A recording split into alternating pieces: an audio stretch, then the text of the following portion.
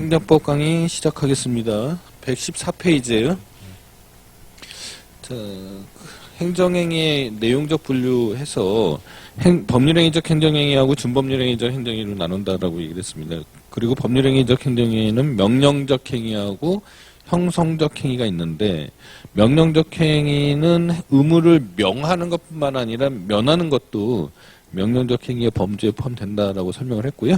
그래서 명하는, 의무를 명하는 의미에서 명령적 행위의 가장 대표적인 게 이제 하명이죠. 하명. 행정청이 국민에게 자기, 부자기, 급부, 수인 등의 의무를 명하는 행위를 말한다. 특히 부자기 의무를 명하는 걸 금지라고 그랬고요. 침익적 행정행위이고 성질상. 종류에는 자기, 부자기, 수인, 급부 하명이 있을 수 있고요. 그렇죠? 하명의 효과는 공법상 의무의 발생이죠. 행정 주체에 대한 공법상 의무의 발생이니까 그 의무를 불이행한 경우에 공권력의 행사로서 강제력이나 집행력이나 제재력에 기한 강제나 제재는 받을지언정 그 의무 위반으로 인해서 어떤 사법상의 효력이 영향이 미쳐지는 것은 아니다라고 설명을 했습니다. 더 자세한 내용은 지난 시간 강의 내용을 보시도록 하고요. 허가가 있죠. 허가는 이 경찰 목적에 의해서요. 경찰 목적에 따라서 일단은 금지를 시키고요. 모든 사람들에게 부작위 의무를 부작위하도록 하고 그 허들을 넘은 사람들, 요건을 채운 사람들에게는 충족한 사람에게는 모두 다 누구나 그 행위를 할 수 있게끔 하는 것. 이거를 허가라고 그랬고 금지의 해제, 자유의 회복 이렇게 이해하시라고 그랬습니다. 허가의 성질이 명령적 행위이냐? 통설은 뭐 그렇다라고 설명하는데 저는 뭐 여러 가지 이유에 의해서 허가는 또 형성적 행위에 포함시켜서 특허하고 질적인 구분을 할 게 아니라 양적인 구분을 해야 된다라고 설명하는 게 저의 해석론이라고 설명을 했습니다. 통설도요. 통설도 허가하고 특허가 상대화되고 있다는 것까지는 인정을 하고 있습니다. 그 다음에 기속행위이냐. 허가는 기속행위겠죠. 그러니까 문헌의 해석에 의해서 특별히 구분이 되지 않는다라면, 그렇다면은 당연히 기속행위로 해석하는 게 맞겠다, 이런 말씀을 드렸습니다. 허가와 신청에 있어서 뭐 신청에 의해서 허가가 이루어지는데 행정기본법이 제정이 돼 있어서 행정기본법 15조에는 이 결격 사유에 대한 조항이 들어있다라고 설명을 했습니다. 나중에 따로 해석 설명할 기회가 또 있을지 모르겠어요. 허가의 효과는 그죠? 금지의 해제라고 그랬죠. 금지의 해제. 만약에 거리 제한, 허가의 성질을 가지고 있는데 거리 제한 규정을 두고 있다라면 이게 과연 허가인지 특허인지 경계가 애매해진다라고 얘기를 했고, 그거에 선행해서 앞서서 이게 직업 선택의 자유, 영업의 자유를 침해하는지도 따져봐야 된다라고 설명을 했었고요. 그 다음에 법률상 이익을 향유하느냐, 물론 이제 허가의 상대방은 상대방으로서 허가 신청의 상대방은 허가 신청에 대해서 뭐 인용 처분을 받거나 아니면은 거부 처분을 받은 상대방으로서는 당연히 그 허가에 대해서 법률상 이익을 허가 신청으로 인한 법률상 이익을 인정받는데요. 문제는 이제 신규업자가요 출연했을 경우 그 신규업자의 진입에 대해서 다툴 수 있는 법률상 이익이 있느냐 없느냐의 문제가 이 뒤에서 얘기하는 특허하고 차이점이 될 수도 있다라고 설명을 했는데, 다만 이 차이는 특허냐 허가냐에 따라서 일어나는 게 아니고요. 그렇죠? 엄밀히 따지면 법률의 규정에 적정 배치 규정이라든지 수급 조정 규정이 있기 때문에 이루어지는 것이다. 그거에서 법률상 이익이 도출되는 것이다. 이렇게 설명을 했습니다. 그 다음에 조금 어드밴스 돼서 좀 어려운 얘기인데, 이 허가를 받았다고 해서 그 허가만 받는 거지 관련된 여러 허가들을 같이 받는 건 아니잖아요. 하나의 허가에 대해서 하나의 허가를 받는 거고 하나의 다른 허가는 또 다른 허가를 받아야 되는 게 원칙이지 않습니까? 근데 이렇게 되면은 이 규제 완화나 규제 합리화 차원에서 이 허가를 받아서 어떤 사업을 하고 싶은 사람들한테는 엄청 불편한 일이 된다라고 얘기했지 않습니까? 그래서 창구를 단일화하고 절차를 간소화할 목적으로 인허가 의제 제도라는 게 생겼다라고 설명을 했습니다. 인허가 의제 제도는 하나의 인허가를 받으면은 그 실체적 요건, 다른 허가에 의제되는 허가의 실체적 요건이 충족되지 않아도 의제가 되는 건 아니다라고 얘기했습니다. 그러니까 절차만 간소화되는 거다. 절차만 간소화되는 거다라고 설명을 했어요. 따라서 의제되는 인허가 절차는 거치지 않아도 되지만은요. 의제되는 인허가의 요건을 갖춰야 된다라는 거죠. 지금 조금 이해하기 어렵겠지만 잘 읽어보시면 이해가 됩니다. 그리고 여러 의제받는 인허가가 의제되는 인허가가 뭐 만약에 재량행위라면 그리고 주된 인허가가 지속행위라면 그러면은 재량행위로 해석을 해야 되겠죠? 그럴 수밖에 없지 않습니까? 의제되는 인허가까지 같이 본다라면요. 그 다음에 주된 인허가가 있으면 다른 법령에 의한 인허가가 있는 것에 보치는 거지 의제되는 인허가로 인해서 다시 또 의제되는 효과가 있는 것은 아니다라고 설명했습니다. 그 다음에 관계행정청과 미리 협의하도록 돼 있는 경우에요. 그죠? 그래야지 의제하는 효과가 나타난다라고 하면은 협의를 만약에 안 했다. 그러면 그 협의를 안 한 인허가는 의제되지 않는 거죠. 네, 이렇게 이해를 하시고요. 그 다음에 주된 인허가가 있으면 다른 처분이 의제된다는 규정이 있다. 즉 인허가 의제 조항이 있으면 행정청은 의제되는 인허가의 요건에 충족되지 않는다고 판단되면 그것을 이유로 주된 인허가를 거부할 수 있다. 네, 이렇게 되는 거고요. 그러면 상대방은 지금 주된 인허가의 거부 처분만 있는 거잖아요. 그렇잖아요. 의제되는 인허가가 받아들여질 수 없기 때문에 주된 인허가의 거부 처분을 했다라고 하면 그래도 보이는 현상은 주된 인허가에 대한 거부 처분만 있는 거잖아요. 그러니까 상대방이 불복을 할 때 의제되는 인허가 처분에 대한 취소 소송을 제기하면 안 된단 말입니다. 왜냐하면 실체가 없기 때문에. 주된 인허가에 대한 항고 소송을 제기하면서 의제되는 인허가를 다투어야 된다라고 말씀을 드렸고요. 다만 행정청으로서는요. 의제되는 인허가도 통상 인허가와 동일한 효력을 가지는 것이니까 주된 인허가하고 의제되는 인허가가 만약에 분리 가능하다. 주된 인허가만으로도 독자적인 어떤 의미가 있다. 이렇게 되면은 이 주된 인허가하고 의제되는 인허가 사이에 어떤 하자가 있으면은 의제되는 인허가를 취소 또는 철회함으로써 주된 인허가의 효력을 유지한 채 의제된 인허가만의 효력만을 소멸시킬 수 있다. 말이 자꾸 똑같은 말이 계속 반복되는 것처럼 들려서 좀 이해하기 어려우실 테지만 찬찬히 읽어보시면 무슨 의미인지 알 겁니다. 다만 취소 또는 철회된 인허가를 다시 받을 수 있는 가능성이 없다면 주된 인허가 자체를 취소해야 된다. 뭐 이런 얘기고요. 그 다음에 허가하고 예의적 승인. 허가는 예방적 금지 해제라고 말씀을 드렸고요. 예외적 승인은 억제적 금지의 해제. 금지의 해제라는 면에서는 허가하고 예외적 허가, 예외적 승인이 같으나, 그죠? 예. 예방적 금지 해제인 허가는 기속적으로 이루어지는 반면에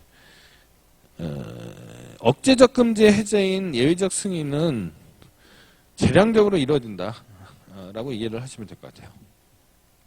개발제한구역 내에서 건축물의 용도 변경을 대표적인 예로 이해하시고요. 그 다음에 면제는 뭐 더 설명할 게 없고요. 형성적 행위로서 특허죠. 특허는 특정인을 위하여서 새로운 법률상의 힘을 부여하는 행정행위. 새로운 법률상의 힘이 뭐냐? 뭐 새로운 권리라든지 또는 뭐 권리 행위 능력, 권리 능력, 행위 능력, 그다음 포괄적 법률 관계 등등등이지만 가장 대표적인 게 이제 권리의 설정이라고 이해를 하시라고 그랬습니다. 권리의 설정. 허가는 금지의 해제, 특허는 권리의 설정. 통설적으로 이해하신다면 그렇다는 얘기예요. 판례하면은 허가라는 이름을 실정법적으로, 실무적으로 허가라는 용어를 쓰고 있다고 하더라도 그거를 고지고대로 믿고서 허가라고 생각하시면 안 된다라고 얘기를 했습니다. 허가가 허가인 경우가 있고 허가가 특허인 경우가 있단 말입니다. 예, 이걸 잘 구별해서 사용할 줄 알아야 돼요. 예컨대 뭐 하천 점용 허가라든지 도로 점용 허가는 허가인 것처럼 실무적으로 쓰이지만은 실제는 특허죠. 특허. 형성적 행위고 재량 행위고. 126페이지에 특허기업의 특허하고 영업허가를 비교해 놓은 것이 있습니다. 참고로 읽어봐 주시고요. 인간은 제3자의 법률행위를 보충하여 법률효과를 완성시켜주는 행정행위를 인가라고 하고 보충행위라고 제가 설명을 했죠. 예. 자, 그래서 인간은 법률행위의 그러니까 제3자가 만들어 놓은 제3자가 해놓은 법률행위의 효과를 완성시켜주는 거죠. 그러니까 특징만 말씀드리면 허가는 금지의 해제고요. 특허는 권리의 설정이고요. 인간은 효력의 보충이죠. 예, 5글자로 딱딱 그게 되네요. 라임이 맞네요. 효력의 보충. 인가하고 기본행위가 조금 생각해 볼 바가 있습니다. 그죠? 기본행위를 다툴 수 있으면요. 그죠? 다툴 수 있다는 전제를 먼저 생각해야 됩니다. 기본행위를 뭐 민사소송이든지 뭐든지 간에 다툴 수 있다라고 하면 인가처분을 굳이 다툴 필요가 없죠. 왜냐면은 기본행위에 대한 분쟁의 해결이 발본색원적인 거지 인가처분은 그냥 효력을 보충할 거냐 말 거냐의 문제일 뿐이잖아요. 그래서 기본행위에 대한 쟁송이 가능하다면 민사쟁송을 포함해서 쟁송이나 분쟁 해결이 가능하다고 하면 인가처분 취소소송이나 무효확인 소송은 소유이익이 없다가 판례입니다. 소유이익이 없다. 그 다음에 준법률행위적 행정행위 4가지 대표적으로 확인, 공증, 통지, 수리가 있습니다. 이거는 여러분들이 좀 지난 시간 강의 자료를 참조해서 복습하시면 될 것 같고요. 자, 오늘 하고 싶은 강의 내용은 부관이에요. 부관. 일단 부관이 무슨 뜻인지 잘 어렵죠.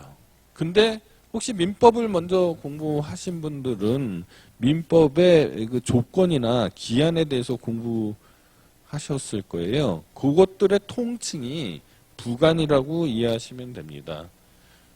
조건이나 기한 등의 통칭이 그거에 대한 상위 개념이 부관이다. 근데 행정법에서 이 부관에 대해서는 벌써 어떻게 정의할 거냐, 부관의 개념이 뭘 거냐, 개념이 뭐냐, 개념 정의를 어떻게 할 거냐, 벌써 학설의 대립이 있어요. 통설은 부관은 행정행위의 효과를 제한하기 위하여 주된 의사표시에 부과된 종된 의사표시다. 이렇게 정의를 하고 있고요. 유력설은 행정행위의 효과를 제한 또는 보충하기 위해서 행정행위의 효과를 제한하거나 요건을 보충하기 위해서 요건 충족적 부관이라고 합니다. 요건은 보충하기 위하여 주된 행위에 부과된 종된 의사표시가 아니고요. 종된 규율이다. 이렇게 정의를 해요. 2가지 관점에서 차이가 나기 때문에 개념 정의부터 다른 겁니다. 시각 차이가 2가지가 있어요. 하나는 통설은 법률행위적 행정행위에만 부관을 붙일 수 있다라는 거예요. 근데 유력설은 왜 법률행위적 행정행위에만 부관을 붙일 수 있냐? 준법률행위적 행정행위에도 부관을 붙일 수 있다라는 게 이제 첫 번째 관점의 차이예요. 2번째 관점의 차이는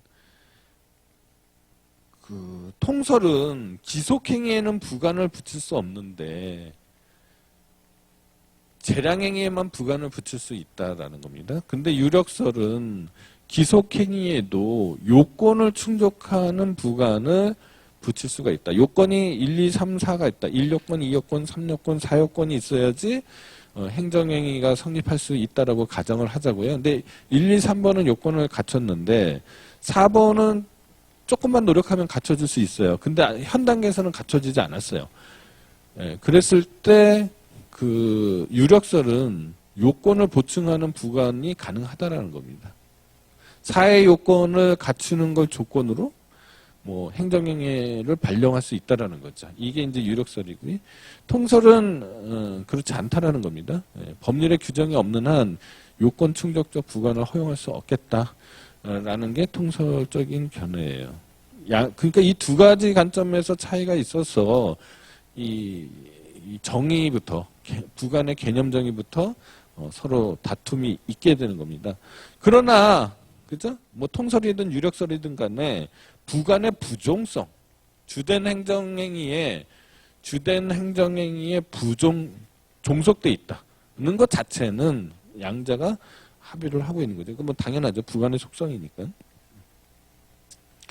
자, 오늘날에 있어서요. 여러분들 뭐 부관이 뭐 아주 간단하게 내일 비가 오면 이런 조건이라는 부관이 있다고 치자고요. 내일 비가 오면은 너에게 1,000원을 주겠다. 뭐 이런 식의 아주 간단한 부관도 있지만은요. 예, 여러분들이 이 행정 실무, 행정 현실에 있어서 부관이 막 엄청 뭐 책으로 써놓는 경우도 있습니다. 예컨대 어떤 대규모 아파트 건설 사업 승인 처분을 한단 말이죠. 그러면 부관이 엄청 많이 붙습니다. 그죠? 진입로를 폭 몇 미터로 어디서부터 어디까지 개설한 다음에 언제까지 기부 체납하자 뭐 등등등등. 그죠? 아파트 건설 사업 승인은 하나의 도시계획이잖아요. 조그만 도시계획이잖아요. 그러니까 그 도시계획에 따른 아파트만 덜렁 짓는다고 해서 아파트가 되는 건 아니잖아요. 단지가 되는 건 아니잖아요.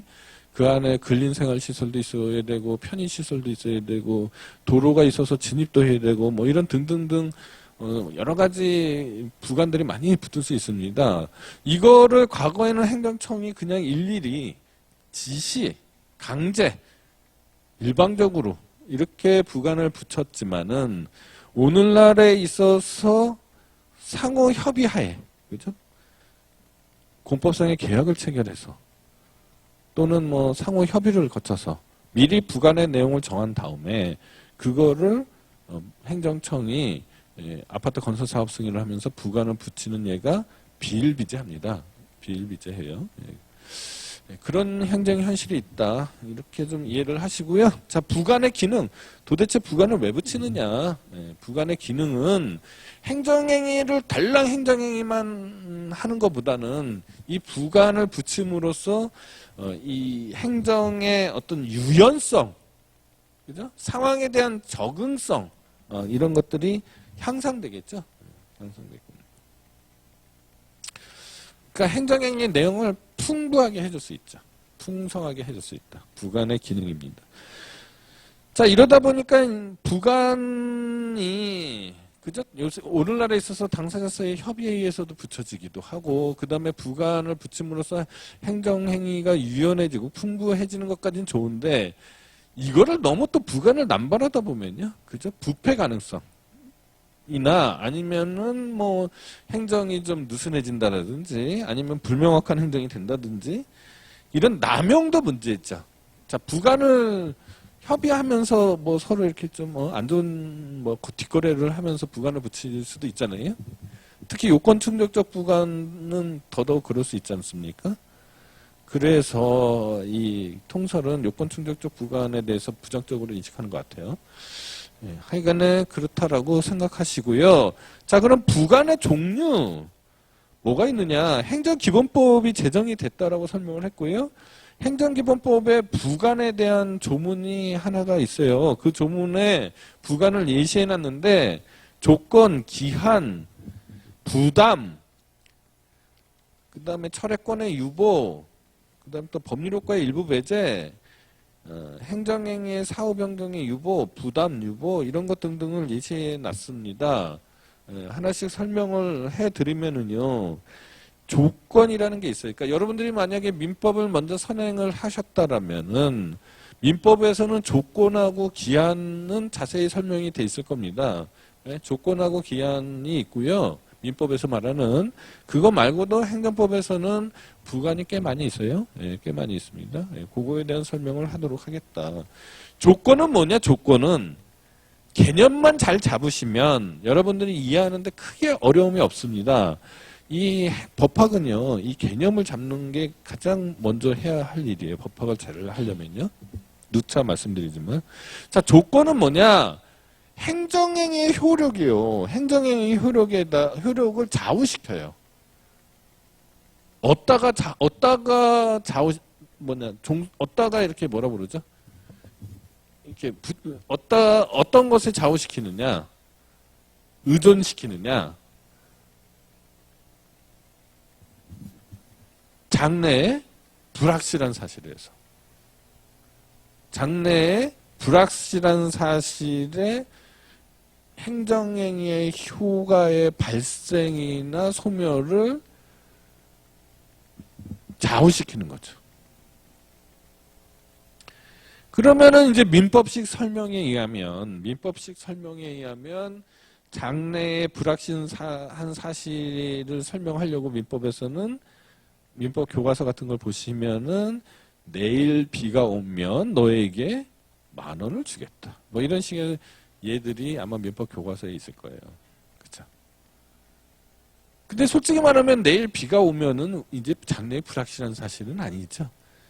기상위성과 슈퍼컴퓨터의 도움으로 이제 사실은 내일 비가 오면이 장래에 불확실한 사실은 아닌데 뭐 장래에 불확실한 사실이라고 치고요. 예, 그거를 조건이라고 합니다. 그러면은 내일 만약에 비가 오면 장래에 불확실하잖아요. 만약에 행정행위의 효력을 소멸시키겠다. 그러면은 해제 조건이 되는 거고요. 행정행위의 효력을 발생시키겠다. 이렇게 되면은 정지 조건이 돼요. 어렵지 않죠? 그러니까 장래에 불확실한 사실을 개념 정의에서 키포인트로, 키워드로 머릿속에 넣어두시면 나머지는 다 설명할 수 있어요. 스스로 공부해서. 자, 그럼 기한은 뭐냐? 기한은 반대예요. 반대. 장래에 확실한 사실에 의하여 행정행위의 효력을 좌우시키는 거예요. 그러면은 장래에 확실한 사실이 뭐가 있을까요? 가장 확실한 사실. 뭐 아인슈타인의 상대성 이론, 뭐 특수 상대성 이론인가, 뭐 일반 상대성 이론인가, 뭔가 제가 좀 무식해서 잘 몰라요. 그러니까 그것이 나오기 전까지는, 그 이론이 있기 전까지는 장래에 가장 확실한 사실은 뭡니까? 시간의 흐름이 있죠. 시간의 흐름에 행정행위의 효력을 좌우시키는 것을 기한이라고 그래요. 시간이 어느 정도 흐르면 행정행위의 효력을 소멸시킨다. 이러면은 종기라고 그러고요. 종기. 시간이 어느 정도 흐르면 행정행위의 효력을 그때부터 발생시키겠다. 이러면은 시기라고 그래요. 시기. 근데 문제는 종기에서 많이 나와요. 종기에서. 예컨대 한 20년 정도 허가를 받아야지 20년 정도 허가를 받아야지 행정행위의 효력이 달성이 되고 행정행위의 목적이 달성된다. 또는 그 상대방의 어떤 경제적인 이득이 취해진다. 그죠? 이런 경우가 있을 수 있죠. 한 20년 정도 이렇게 종기를 받아야 목적이 달성되는 경우도 있잖아요. 근데 2년마다 자르죠. 근데 행정행위 효력을 2년만 주죠. 이렇게 되면 행정행위의 목적을 달성하거나 상대방의 어떤 경제적인 이익을 달성하기에 너무 짧은 시간이잖아요. 그러면 이 2년을 어떻게 해석할 거냐는 거죠. 뭐 그냥 2년으로 정했으니까 당연히 기한이다. 그러니까 2년이 지나면 당연히 행정행위의 효력이 소멸된다. 아니면은 뭐 2년의 기한이 지나도 이런 경우에는 행정행위의 효력을 바로 소멸시키는 것은 아니다. 뭐 등등등 뭐 여러 가지 할 얘기들이 있는데 주로 이제 논쟁의 대상은 이게 고지고대로 허가의 존속 기간이냐 아니면은 뭐 갱신 기간이냐 이런 식의 논쟁이 있어요. 근데 뭐 갱신 기간이라고 보는 게 뭐 일반적인 사고 방식이죠. 근데 갱신 기간이나 뭐 존속 기간이나 뭐 특별히 차이는 없어요. 2년이 지나면은 갱신 허가 또는 뭐 연장 허가, 기간 연장 허가 이런 거를 받아야지 받지 않는다면은 행정행위의 효력은 소멸되는 거기 때문에 뭐 이거를 존속 기간으로 해석하든지 갱신 기간으로 해석하든지 큰 차이는 없습니다만은 만약에 갱신 기간으로 해석한다라고 하면 특별한 문제가 없으면요, 그죠? 특별한 문제가 없으면은 기간 연장 허가나 갱신 허가를 받을 수 있으리라는 어떤 기대권을 가질 수 있겠죠. 그죠? 그리고 그 사람이 많은 투자를 했단 말입니다. 그 허가를 받기 위해서. 근데 달랑 2년만 받고 갱신을 안 해주면은 처음 그 허가를 받는 사람과 비교해서 볼 때 뭔가 좀 이 재량권을 판단하는 데 있어서 만약에 기간 연장을 해주는 게 재량행위라고 가정을 하면 그 기간 연장이 조금 더 쉬워져야 되겠죠. 왜냐하면 이 사람은 이미 기대권도 갖고 있고 그 다음에 이 허가를 받기 위해서 많은 투자를 이미 한 사람이잖아요. 예, 그러니까 이런 정도의 의미는 있겠다라는 거고요. 또 하나는 이제 최근에 나온 판례의 쟁점인데 133페이지입니다. 자, 갱신 여부에 대해서 자 갱신 허가를 예를 들자고요. 지금 계속 갱신에 관한 얘기를 하고 있습니다. 갱신을 하는 데 있어서 일정 정도 기대권을 갖고 있기 때문에요. 만약에 어떤 처분 기준이 있어요. 허가 기준이 있단 말입니다. 허가 기준이 있는데 그 허가 기준을 함부로 바꾸면은 갱신 기간 중에 향후의 갱신에 대해서 미리 바꾸는 게 아니고 사후적으로 바꿔서 이 사람에게 불이탈을 주면은 좀 곤란하겠죠. 예, 그런 부분에 대한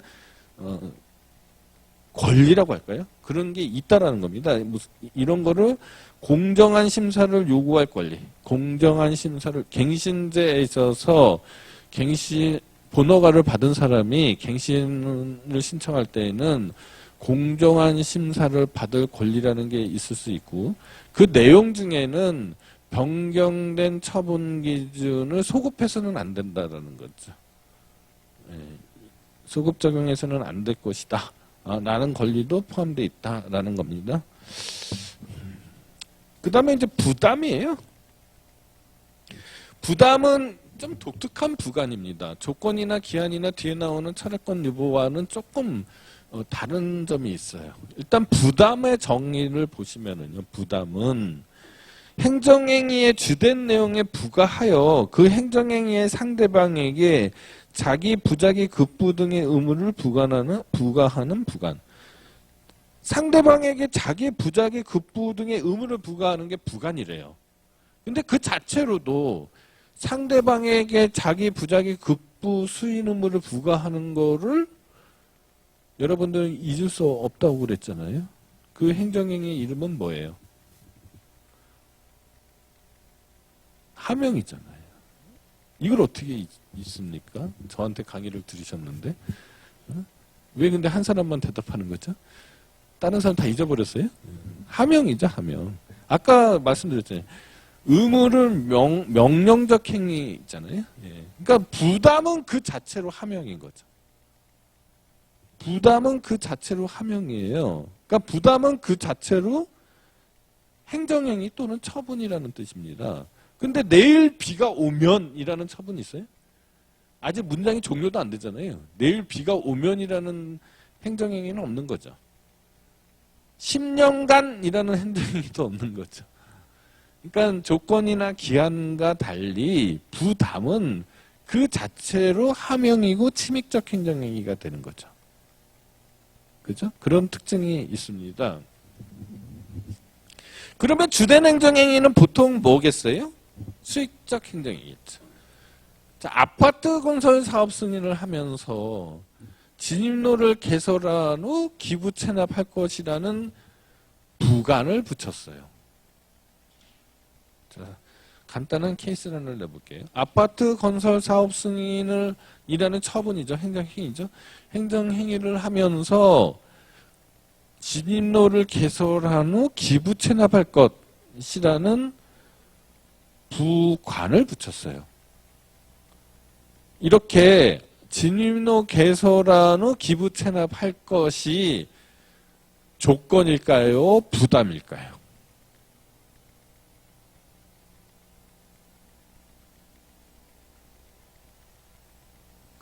부담이냐 조건이냐 물어봤는데 부담적 조건이라고 답하시면은 저는 뭐라고 해야 할까요?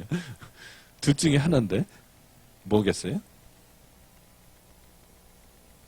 이렇게 간단한 사례도 여러분들한테 툭 던져놓으면은 좀 한참 생각해야 되죠. 네? 개념부터 타고 들어가면은요. 개념부터 타고 들어가면은 여러분들이 쉽게 이해할 수 있습니다. 아까 조건은요. 장래의 불확실한 사실에 행정행위의 효력이 좌우되는 거잖아요. 그러니까 장래의 불확실한 사실이 성취가 되면은, 그죠? 성취가 되면 행정행위의 효력이 소멸되거나 행정행위의 효력이 발생하는 거잖아요. 자, 아파트 건설 사업 승인이라는 행정행위가 있습니다. 진입로 개설한 후 기부 체납할 것은 장래에 이루어지죠. 그러면 지금 현재 상태에서 아파트 건설 사업 승인, 즉 아파트를 건설할 권리가 생긴 거예요? 안 생긴 거예요?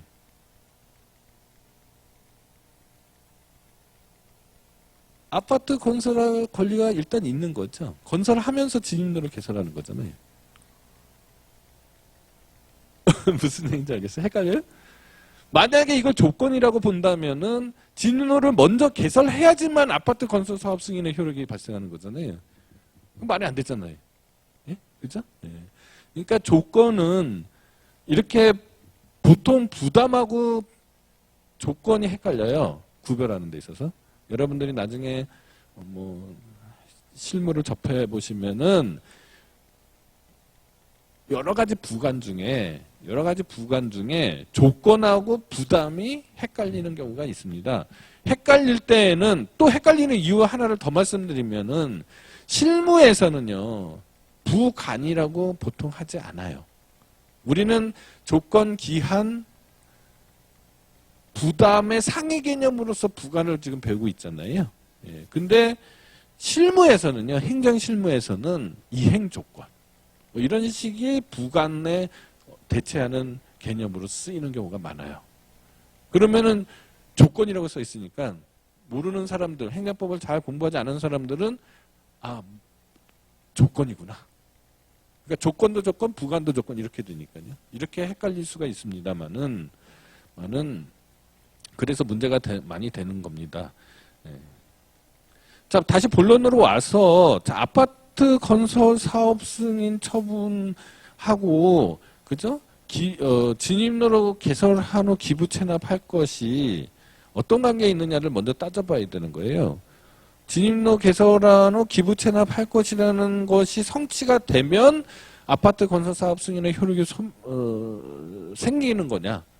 그렇게 해석할 수는 없잖아요. 예, 그러면은 조건이 아니고 부담이 되는 거죠. 즉 부담은 그 부관이 성취되는 것과 관계없이 행정행위의 효력이 발생해 버립니다. 그렇잖아요. 예? 그렇게 됩니다. 예. 자, 그러면은 조건이 더 상대방 입장에서 조건으로 해석하는 게 상대방 입장에서 더 유리한 거예요. 부담으로 해석해 주는 게 상대방 입장에서 더 유리한 거예요. 부담으로 해석해 주는 게 상대방 입장에서 더 유리한 거죠. 그러니까 이렇게 헷갈리면은 일단 개념으로 일단 다 구분이 되겠지만 잘 파악이 안 되면은 비례의 원칙상 부담으로 해석해 주자라는 게 통상적인 견해입니다. 자, 그게 있고요. 자, 이제 아파트 건설 진입로 개설한 후 기부 체납할 것이라는 기부 체납 부담이죠. 부담부 아파트 건설 사업 승인이 발령이 됐어요.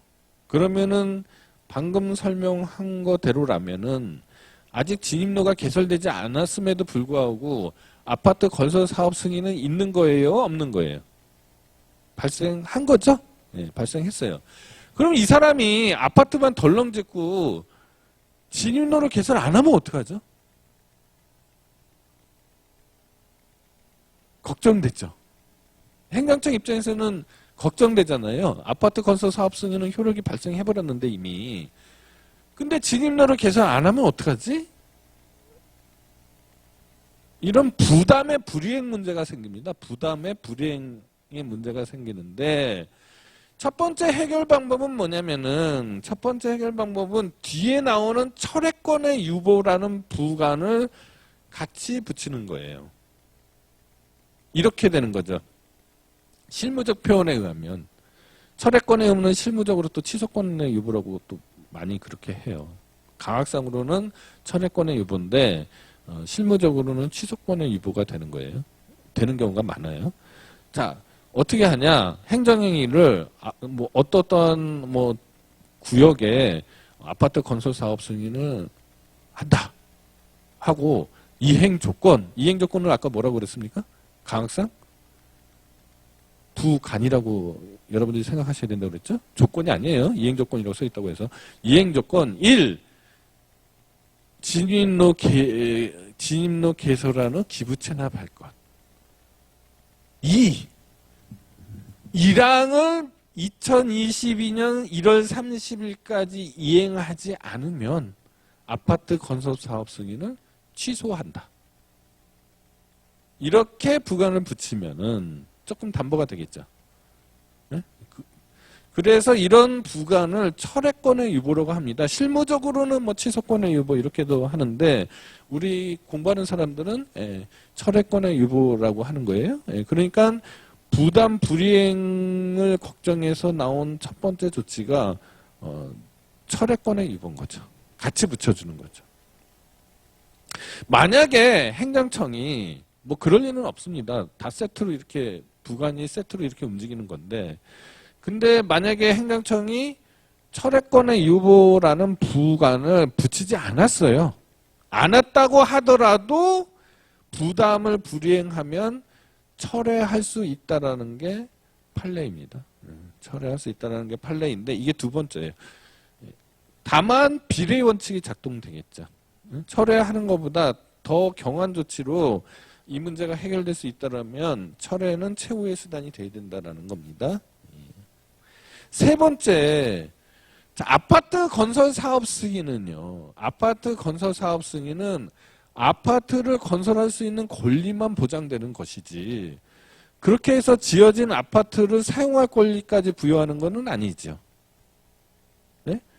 그렇게 해서 지어진 아파트를 사용할 수 있는 권리까지 부여되는 것은 아니잖아요. 아파트를 건설할 권리만 부여하는 거지. 여러분들이 건축법이나 이런 건 나중에 공부해 보시면 아시겠지만 허가 하나 딱 준다고 해서 건축 허가만 있다고 해서 바로 집에 들어와서 살 수 있는 게 아니죠. 그 이후에 뭐 사용 승인 뭐 등등 여러 절차들이 있어야지 그 집에 들어와서 살 수 있는 겁니다. 그죠? 그러니까 후속 처분을 이행해 주지 않는 거죠. 진입로 개설한 후 기부 체납을 하지 않으면 아파트 건설 사업 승인 후에 후속 처분을 해주지 않는 방법으로 부담을 이행할 수 있도록 유도할 수 있죠. 그죠? 네. 그 다음에 네 번째 방법이 뭐냐. 부담은 아까 제가 말씀드렸는데, 부담은 그 자체로 뭐라고 그랬습니까? 조건이라고 기한하고 다르게 그 자체로 하명이라는 행정행위라고 그랬잖아요. 근데 제가 하명을 설명할 때 하명을 이행하지 않으면 행정청이 강제력을 행사할 수도 있다고 그랬잖아요. 강제 집행을 한다든지 또는 행정벌을 내려서 제재를 가한다든지 이런 것으로 부담을 이행시킬 수 있다. 이렇게 이해해 주시기 바랍니다. 자, 그 다음에 이거는 조금 더 이제 여러분 단계에서는 조금 어려운데 부담의 하자와 그 이행행위의 관계, 즉 기부 체납의 부담을 아까 지금 계속 말씀드리는 기부 체납 부담을 부과를 했어요. 근데 그 부담이 기부 체납의 부담이 하자가 있어서 취소되거나 무효가 된다는 말입니다. 그죠? 아파트 건설 사업 승인을 에다가 진입로 개설하는 기부 체납할 것이라는 부담을 붙였는데 그 부담 자체도 행정행위라고 그랬잖아요. 근데 그 부담이 하자가 있어요. 뭐 예컨대 비례 원칙이나 부당결부금지의 원칙에 어긋나서 그 부담을 취소를 하거나 무효가 되면은 됐는데 이 사람은 취소되거나 무효라고 선언되기 전까지는 무효인 걸로 생각 안 드는 거잖아요. 효력이 있는 걸로 생각되는 거잖아요. 그래서 이행을 했단 말입니다. 진입로 개설을 해줘서 기부체납을 했습니다. 그러면 이 기부체납은 민법적으로 뭐예요? 증여죠, 증여. 이 증여의 효력은 어떻게 되느냐는 거예요. 기부체납 부담이 하자가 있는데 무효 사유나 취소 사유가 있는데 그 사이에 부담을 이행을 해서 기부체납을 해버리면 사법상의 증여가 일어난 거잖아요. 이행된 거잖아요. 그러면 이거는 어떻게 되는 거냐? 즉 부담의 하자와 그죠? 이 부담의 이행이라는 사법상의 법률행위의 효가 문제입니다. 좀 어렵죠. 판례에 의하면은요. 양자는 엄연히 별개의 행위다. 엄연히 별개의 행위다. 따라서 사법적으로 판단을 해야 돼. 일단은 법률행위 중요 부분에 대한 착오가 되면은 취소 사유가 된다는 거죠. 이거 민법을 좀 아셔야 되는데, 그죠? 민법에 하자 있는 의사표시에서 착오 부분이 있습니다. 예? 동기의 착오죠, 이른바. 그래서 법률행위의 중요 부분에 대한 착오에 해당하면은 취소할 수 있게 되는 거고요. 예. 또한 부담의 불가증력이 생겨서 더 이상 다툴 수 없게 됐다 하더라도, 즉 취소할 수 없게 됐다고 하더라도 위법 사유는 있는데 부담의 이행으로 하게 된 사법상 매매 등의 법률행위는 그 부담의 불가증력과 별도로 행정행위하고 사법상의 행위하고는 전혀 구별되는 거라고 그 관점에서 판단해야 된다는 게 판례니까요. 예, 사회질서 위반이나 강행규정에 위반되지 않으면은 그 법률행위의 유효 여부를 판단할 수 그거에 따라서 그 법률행위의 유효 여부를 판단해야 된다라는 겁니다. 즉 사법상의 행위가 그죠? 위법해서 무효이냐 여부는 강행규정 위반이나 아니면 사회상 규에 어긋나서 민법 103조 위반이 되어야지 무효가 되는 거잖아요. 예. 그 부담의 하자가 거기에 해당하느냐에 따라서 달라진다라는 얘기예요. 좀 어렵습니다. 예. 일단 그렇게 이해를 하고 넘어가시고요. 그 다음에 철회권의 유보예요. 철회권의 유보란 행정청이 일정한 행위에 행정행위를 철회해서 그 효력을 소멸시킬 수 있다는 것을 정한 부관을 얘기한다. 이미 설명을 했습니다. 그죠? 자, 아무리 철회권의 유보가 있다고 하더라도 철회 사유가 없으면 안 되는 거죠. 일단 철회 사유가 있어야 되는 거고요. 그 다음에 행정청의 의사표시가 있어야지. 즉 철회권이 유보됐다고 해서 그 철회 사유가 생긴다고 해서 바로 행정행위 효력이 소멸되는 게 아니고요. 철회권의 유보가 있다고 하더라도 철회 사유가 있어야 되고 행정청이 철회 사유가 있으니까 철회한다라는 그런 의사표시를 해야 된다라는 거예요. 그 다음에 법률효과의 일부 배제예요. 어떤 행정행위에 법률효과가 1, 2, 3, 4 이렇게 법률의 규정에 의해서 부여돼 있어요. 1번 효력, 2번 효력, 3번 효력, 4번 효력. 하나의 행정행위를 하면은 법률에 1번 효력, 2번 효력, 3번 효력, 4번 효력에 부여되는데 행정행위를 하면서 1, 2, 3번만 효력을 발생시키고 4번은 효력이 발생되지 않는다라고 부관을 붙인다라면은 이게 법률효과의 일부 배제가 됩니다. 근데 이 경우는 행정청이 그죠? 의회가 만든 법률 효과를 일부 제한시키는 거잖아요. 그러니까 그렇게 해서는 상식적으로 말이 안 되잖아요. 따라서 법률 효과의 일부 배제는 그 법률의 근거가 있어야지 할 수 있다라는 게 일반적인 사고방식이에요. 거기 법률 효과의 일부 배제에 대한 판례 몇 개가 있잖아요. 요거가 이제 뭐 여러분들하고는 좀 관계가 없을 수 있는데 9급 공무원이나 뭐 7급 공무원들 뭐 객관식 문제에 가끔 나오는 출연하는 그런 예들이에요. 그 다음에 행정행위의 사후 변경의 유보, 부담 유보. 이걸 나중에 행정행위를 바라면서 보통 부관은 행정행위와 동시에 발령되는 거잖아요. 근데 사후적으로 부관을 붙인다거나 붙일 수 있다라는 뜻을 기재해 놓는다든지 아니면은 뭐 행정행위 효력을 사후에 변경할 수 있다라는 것을 유보시켜 놓는 부관이죠. 요거는 나중에 조금 더 설명할 기회가 있으니까 일단은 이 정도만 아시고요. 자, 그 다음에 부관의 가능성과 부관의 한계 문제입니다. 자, 부관의 가능성이라고 하니까 여러분들이 잘 선뜻 와닿지가 않잖아요. 부관의 가능성이라는 거는 어떠한 행정행위에 부관을 붙일 수 있느냐, 어떠한 행정행위에는 부관을 붙일 수 없느냐, 이런 뜻이고요. 문제가 그런 문제예요. 부관의 한계는요, 부관을 붙이는데 어떻게 붙여야 되는 거냐, 어떠한 한계 내에서 붙여야 되는 거냐, 아무렇게나 막 붙여도 되는 거냐, 이런 문제가 부관의 한계 문제다. 먼저 부관의 가능성입니다.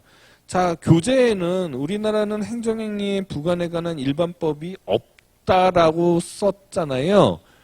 행정기본법이 제정이 돼서 행정기본법 17조에 부관에 관한 규정이 생겼습니다. 그래서 이 부분은 이제 수정이 돼야 돼요. 행정기본법 17조. 자, 행정기본법 17조에 있는 설명이나 이 조문, 지금 이 교재에 있는 설명이 차이가 없어요. 차이가 없으니까 내용은 자체는 이 교재의 내용대로 이해를 하시면 됩니다. 일단 법률행위적 행정행위에 대해서는 부관을 붙일 수 있다 라는 것에 대해서 이론이 없어요. 그죠? 통설이나 유력설이나 차이가 없습니다. 자, 근데 준법률행위적 행정행위에 준법률행위적 행정행위는 그때 뭐였죠? 일단 의사표시를 요소로 하지 않는 행정행위를 준법률행위적 행위라고 했고, 준법률행위적 행정행위는 뭐 확인, 공증, 통지, 수리 등등이 있다라고 설명을 했잖아요. 여기에는 부관을 붙일 수 없다가 통설이에요. 왜냐면이 이제 여러분들이 좀 잘 아셔야 되는 거잖아요. 왜냐하면을 이해하셔야지 이 교재를 안 외워도 되잖아요. 왜냐하면을 여러분들이 이해를 못 하시면은 그냥 외워야 되죠. 그러면 법학이 재미없어지는 거죠. 법학을 암기 과목으로 하면은 가장 재미없는 과목이 되는 거고요. 법학을 이해하고 여러 가지 상황에다가 한번 이렇게 요모조모 한번 넣어보셔서 어떤 결론이 나오는지 이렇게 해보시면은 재밌는 학문이 되는 겁니다. 여러분 단계에서. 그러니까 무작정 외우려고 하지 마시고요. 먼저 이해를 하셔야 돼요. 잘 하시려면. 그리고 이해의 기초는요. 문제가 왜 나왔는지. 문제가 있으니까 통설하고 유력설이 나눠질 거 아니에요. 그죠? 소설이 나눠지고 판례가 나오지 않겠습니까? 문제가 없으면은 소수설하고 다수설의 대립도 없을 거고 판례도 나올 필요도 없는 거죠. 그죠? 그러니까 문제가 왜 나왔는지를 이해를 하셔야지 돼요. 자, 그러면은 준법률행위적 행정행위에는 왜 부관을 붙일 수 없을까? 통설은 왜 그렇게 생각할까가 먼저 선행이 돼야 되는 거죠. 네? 그러면은 제가 준법률행위적 행정행위하고 법률행위적 행정행위를 나눌 때 그 기준은 민법을 차용해서 법률행위와 준법률행위의 구분에 관한 민법의 유형론을 참조해서 행정행위도 그렇게 했다라고 설명을 했잖아요. 통설은. 예? 그러면은 민법에서 법률행위하고 준법률행위는 뭘로 나누나요? 의사표시를 요소로 하고 그 의혹한 의사대로, 그죠? 효력이 발생하면 법률행위가 되는 거고요. 의사표시를 요소로 하지 않기 때문에 의혹한 게 뭔지 모르잖아요. 따라서 그 법률효과는 민법 조문이나 아니면 개별법에 이렇게 적혀져 있어야 되는 거죠. 그러니까 법률의 규정에 의해서 효력이 발생하는 게 준법률행위죠. 여기까지 이해가 됐죠? 자, 그런데 부담은 누가 붙이는 거예요? 행정청이 붙이는 거잖아요. 그죠? 준법률행위는 법률효과가 의회가 정해서 만들어 놨는데 의회가 효력을 정해주는데 행정청이 감히 의회가 만든 효력을 수정할 수 있겠느냐. 이런 의문이에요. 이런 의문이 에서 비롯돼서 준법률행위적 행정행위는 부관을 붙일 수 없다죠. 이런 문제의식을 갖고 있다면 법률에 규정이 있으면 준법률행위적 행정행위에도 부관을 붙일 수 있는 거네요. 그죠? 이게 이제 통설이에요. 근데 유력설은 그렇게 생각하지 않죠. 일단 준법률행위적 행정행위와 법률행위적 행정행위를 구분하는 민법식 사고방식을 왜 행정법이 따라하느냐에 대해서 의문을 제기한다고 그랬잖아요. 그 행정청의 의사가 계약자의 의사, 청약자의 의사하고 같은 걸로 취급돼서는 안 된다라는 거잖아요. 일단 근본적으로 그렇고요. 자, 준법률행위적 행정행위 예컨대 여건의 발급을 한번 생각해 보자고요. 여건의 발급에 기한이 다 붙어 있잖아요. 그러니까 이거 뭐 아무리 법률의 규정에 의해서 기한이 붙는다고 하더라도 그게 본질인데 준법률행위적 행정행위라고 해서 조건을 못 부관을 못 붙이다라는 게 말이 되느냐? 라는 겁니다. 그래서 유력설에 의하면 준법률행위적 행정행위에 부관을 못 붙인다라고 일반화할 수 있는 게 아니고 부관에 친한 행정행위가 있고 부관에 친하지 않은 행정행위가 있다라는 거예요. 예컨대 귀하허가는 전형적인 법률행위적 행정행위잖아요. 근데 귀하허가에 뭐 조건을 붙인다든지 이럴 수는 없잖아요. 그러니까 이 부관의 가능성 문제에 대한 시각이 유력설은 이 부관에 친한 행정행위와 부관에 친하지 않는 행정행위가 있을 텐데 그 성질에 의해서 구분되는 거지 통설에서 말하는 것처럼 그렇게 구분되는 게 아니다라는 겁니다. 이게 이제 준법률행위적 행정행위에 대한 얘기고요. 그 다음에 이제 기속행위예요. 자, 기속행위는 뭐 법률행위적 행정행위인 것은 분명한데 법률행위적 행정행위인 것은 분명하지만 행정청에게는 행위 선택의 자유가 없잖아요. 기속행위는 의회가 정해준 대로 행정청이 행동해야 되는 거잖아요. 개념상 그렇잖아요. 그러니까 통설은 아니 법률이 정해준 대로 행동해야 되는 행정청이 거기에 일탈해가지고 자기의 의사를 넣어서 부관을 붙이면은 어떻게 되느냐? 그러니까 아까 준법률행위적 행정행위에 부관을 붙일 수 없다라는 사고의 연장선상에서 이해하시면 되는 겁니다. 그런데 유력설은 두 가지 관점에서 문제를 제기하는 겁니다. 아까도 말씀드렸듯이 부관을 붙일 수 있느냐 없느냐의 문제는 그 행정행위가 준법률행위적 행정행위냐 아니냐 기속행위냐 아니냐에 의해서 정해지는 게 아니다라는 게 첫 번째 논거고요.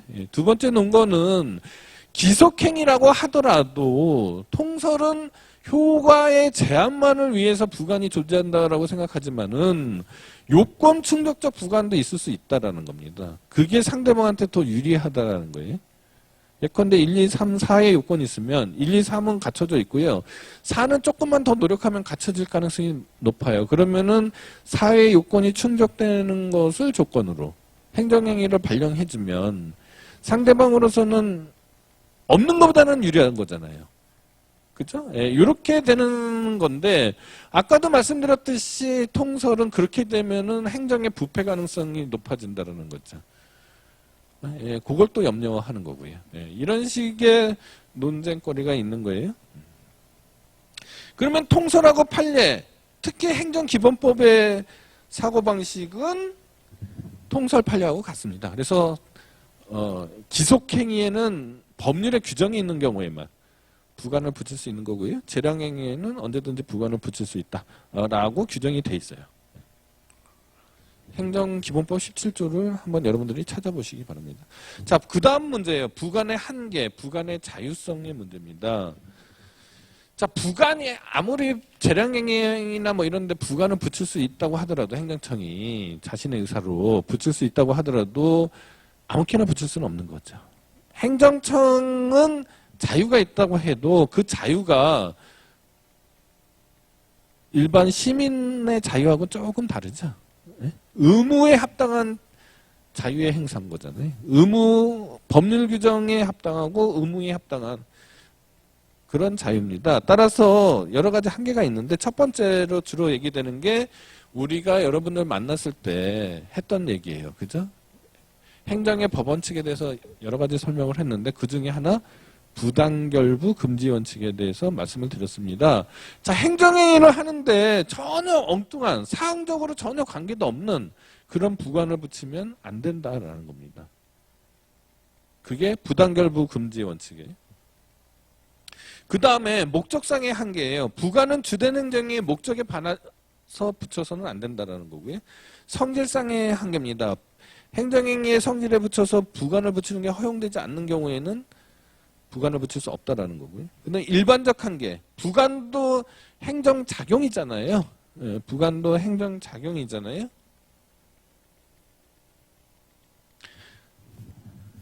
따라서 법률에 적합해야 되고 법률위원칙, 법률위원칙 작동돼야 되고요. 부관의 내용이 명확해야 되고요. 비례 원칙이 작동돼야 되고 평등의 원칙이 작동돼야 되고 뭐 이런 등등의 일반적인 한계가 있다라는 얘기를 드리고 싶습니다. 자, 그 다음에 이제 부관의 사후부가예요. 부관은 그죠? 통상적으로요.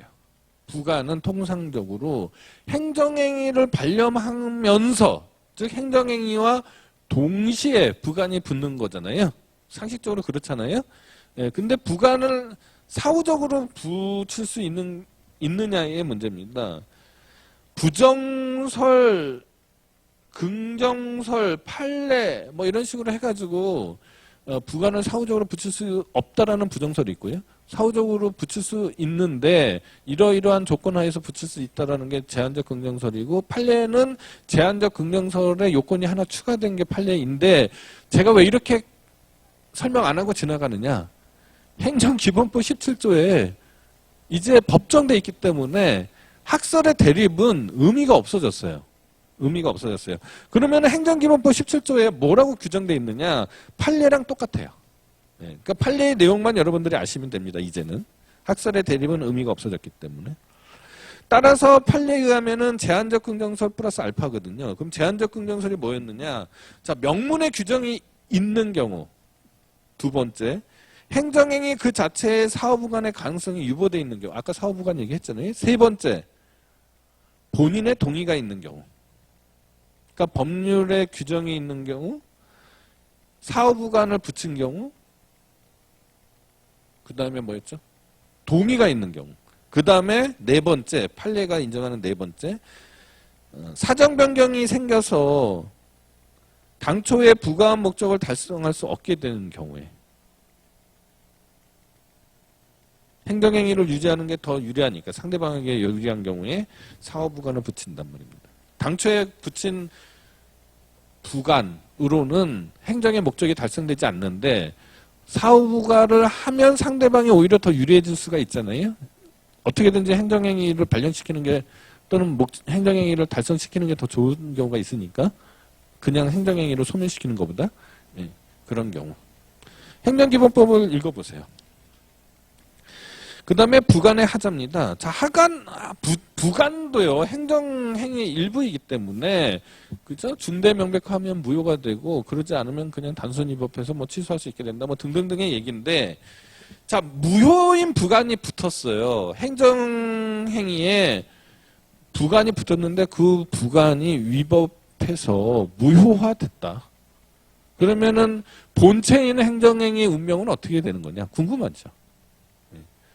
부관이 무효가 됐는데 본체인 행정행위는 어떻게 되느냐는 거죠. 무효인 부관이 본체인 행정행위의 중요 요소를 이루면은 본체인 행정행위도 무효가 되는 거고, 중요 요소가 아니면 부관만 무효가 되는 거고. 이렇게 이해를 해주시기 바랍니다. 본체인 행정행위의 부관이 중요 요소면 전체가 무효가 되는 거고요. 본체인 행정행위의 중요 요소가 아니에요, 부관이. 그러면 부관만 무효가 된다. 이렇게 이해하시면 되고요. 그 다음에 이제 단골 문제죠. 단골 문제. 시험 문제에 단골로 나오는 거예요. 위법한 부관과 행정쟁송입니다.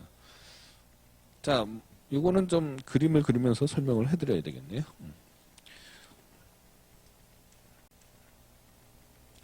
문제의식을 가지고 있으면 이해하기가 쉽습니다. 문제의식을 가지지 않으면은 문제를 이해하지 못, 그러니까 문제부터 이해해야 되는 거죠. 문제를 이해하지 못하면은 여러분들이 이걸 달달달달달 외워야 되는데요. 자, 이런 거예요. 자, 어떤 사람이 40년간 도로 공원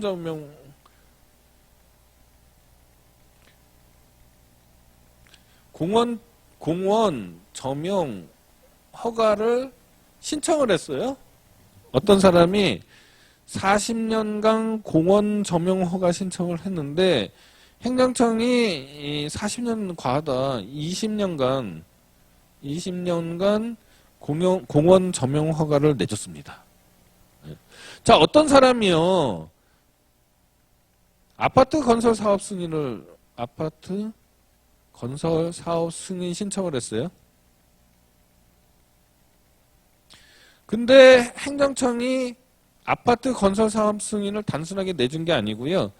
진입로 개설한 후 기부 체납 부담할 것이라는 부관을 붙여서 내줬습니다.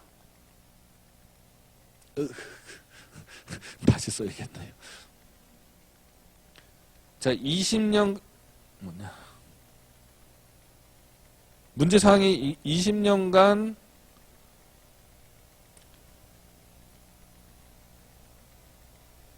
기부채납 부담부 20년간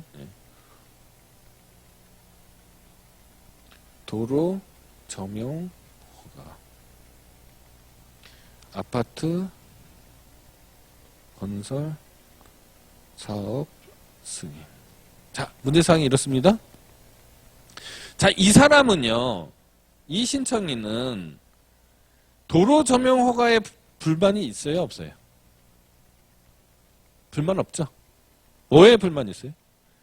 여기에만 불만이 있는 거죠. 요거 아까 뭐라고 불렀어요? 조건이에요? 기한이죠, 기한. 자, 이 사람은 요 행정행위에는 불복이 없죠. 이 부분에 대해서는. 불만 있는 건 어디예요? 요 부분이죠. 그렇죠?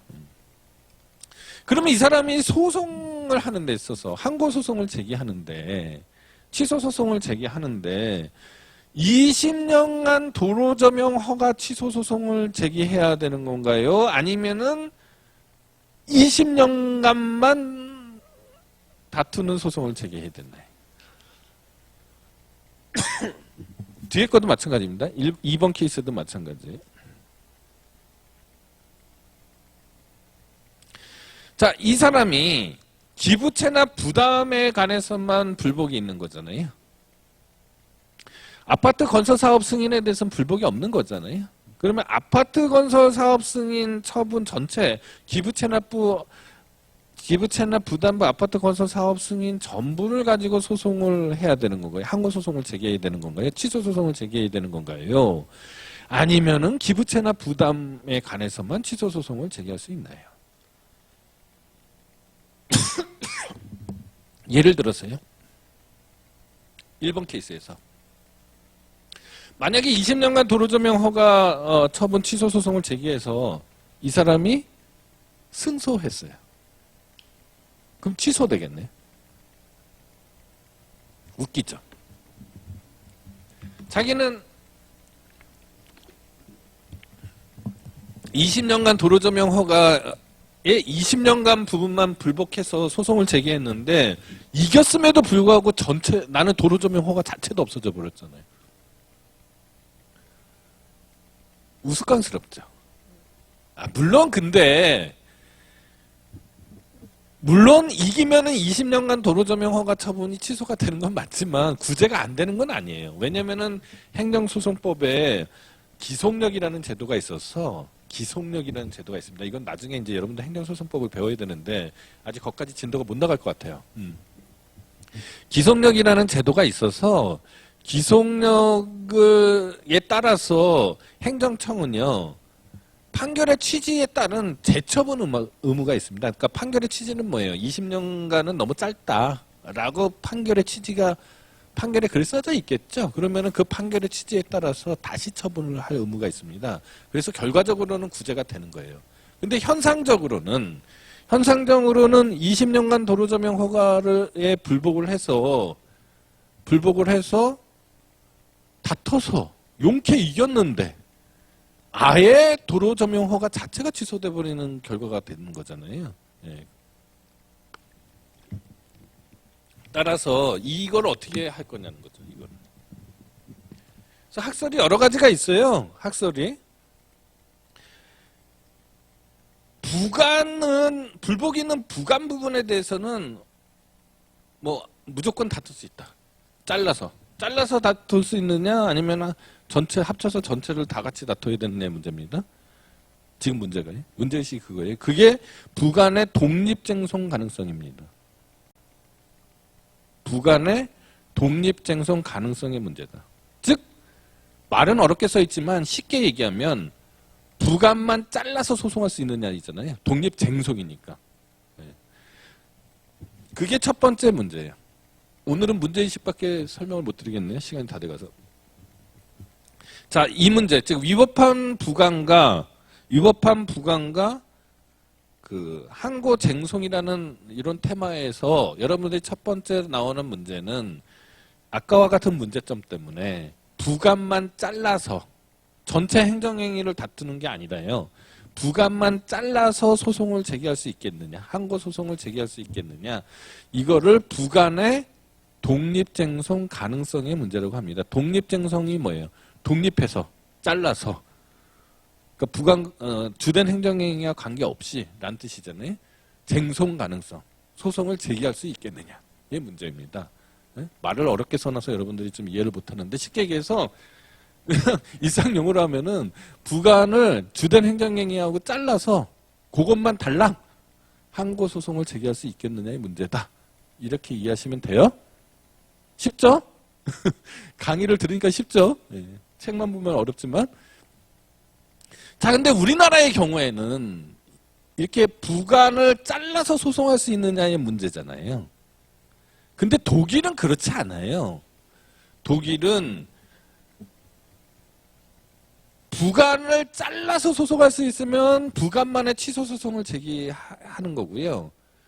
잘라서 할 수 없으면 전체 소송에 대한 일부 거부 처분이 됐으니 전체 신청은 40년간 도로조명 허가였잖아요. 허가 신청이었잖아요. 그러니까 다 받아들여진 게 아니잖아요. 일부 거부 처분이 있는 거잖아요. 그러니까 신청에 따른 처분이 일어나지 않았으니 신청에 따른 처분을 해달라고 의무이행 소송을 제기할 수 있느냐의 문제가 되는 겁니다. 즉 우리나라는 취소 소송을 부관만 잘라서 취소 소송을 제기할 수 있느냐의 문제이고 독일은 어떤 경우에는 부관의 하자가 있다고 주장하는 경우에 어떤 경우에는 의무이행 소송을 제기하고 어떤 경우에는 취소 소송을 부관만의 취소 소송을 제기하여야 하는 것인가? 즉 전체 처분에 대한 의무이행 소송을 제기할 것인가? 부관만의 취소 소송을 제기할 것인가? 라는 소송 유형의 문제예요. 우리나라는 소송 가능성의 문제지만 소송을 할 수 있느냐 없느냐의 문제지만 독일은 소송 유형의 문제입니다. 왜냐하면은 우리나라는 의무이행 소송 제도가 없기 때문이에요. 이게 첫 번째 문제예요. 두 번째 문제는 만약에 부관에 대해서 독립쟁송을 할 수 없다라고 한다라면 결론부터 말씀드리면은 부담만 독립쟁송이 가능하다라는 게 결론이에요. 왜냐하면 부담은 처분이잖아요. 처분만이 항고소송의 대상이 될 수 있잖아요. 여기까지 이해가 됐습니까? 그러니까 첫 번째 문제의 답은 그 이유나 더 자세한 설명은 수요일 날 할 거고요. 답은 첫 번째 문제의 답은 부담만 독립쟁송이 가능하답니다. 판례에 의한 답은요. 네. 자, 그러면은 나머지 부관들은 판례에 의하면은 독립쟁송이 가능하지 않으니 전체 처분에 대한 취소 소송을 제기해야 되잖아요. 맞죠? 네. 그러면은 이때의 소송의 형태는 어떻게 되는 거냐? 진정 일부 취소 소송이라는 게 있고 부진정 일부 취소 소송이라는 관념을 학설이 스스로 만들어내서 이런 경우에는 부진정 일부 취소 소송, 즉 형식은 20년간 도로조명 허가 처분에 대해서 다투는 거지만 실질은 20년간만 다투는 소송이 가능하다. 그런 형태의 행정소송을 제기하는 거다라는 게 이제 통설인데 판례는 뭐 그런 소송이 어디 있느냐 뭐 이렇게 되는 거예요. 이게 두 번째 테마예요. 소송 유형의 선택 문제입니다. 그러니까 첫 번째 문제는 부관의 독립쟁송 가능성의 문제인데 그 답은 결론부터 말씀드리면 부담만 그렇게 할 수 있다는 거고 판례에 의하면요. 그러니까 두 번째 문제는 그렇다라면은 판례대로라면은 부담 이외의 나머지 부관은 어떻게 해야 되는 거냐? 소송형의 형태가 어떻게 돼야 되느냐가 두 번째 문제고요. 세 번째 문제는 만약에 소송에서 이제 본안으로 가세요. 부담이 취소될 수 있을 정도의 위법 사유가 있다라면은 부담이 취소될 수 있을 정도의 그 위법 사유가 있다라면 부담만 취소할 수 있겠냐? 부감만 취소할 수 있느냐? 전체 처분을 다 취소해야 되는 거냐? 그게 부관의 독립 취소 가능성의 문제입니다. 취소 가능성의 문제예요. 궁금하죠? 궁금하죠?